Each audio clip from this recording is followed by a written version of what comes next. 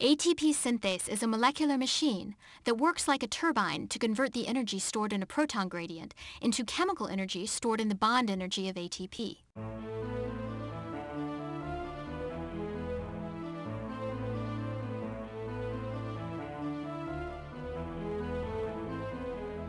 The flow of protons down their electrochemical gradient drives a rotor that lies in the membrane.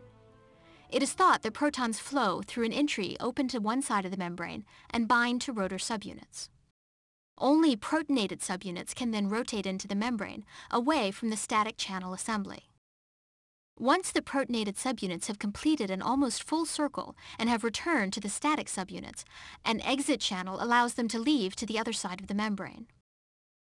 In this way, the energy stored in the proton gradient is converted into mechanical rotational energy.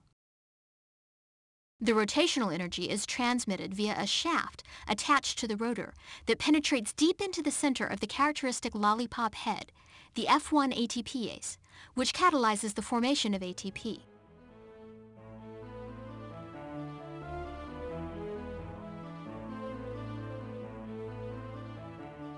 The F1 ATPase portion of ATP synthase has been crystallized.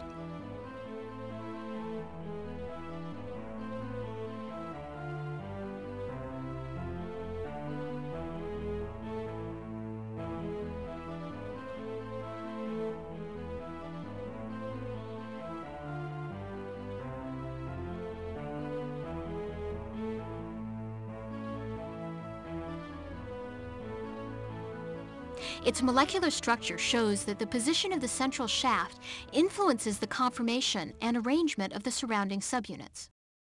It is these changes that drive the synthesis of ATP from ADP. In this animated model, different conformational states are lined up as a temporal sequence as they would occur during rotation of the central shaft.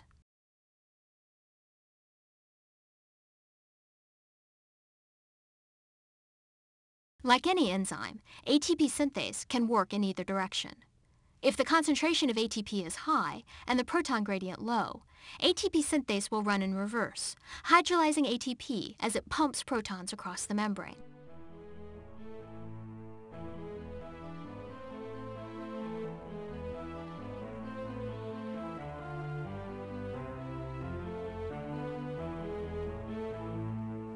To show the rotation of the central shaft, a short fluorescent actin filament was experimentally attached to it. Single filaments attached to single F1 ATPases can be visualized in the microscope.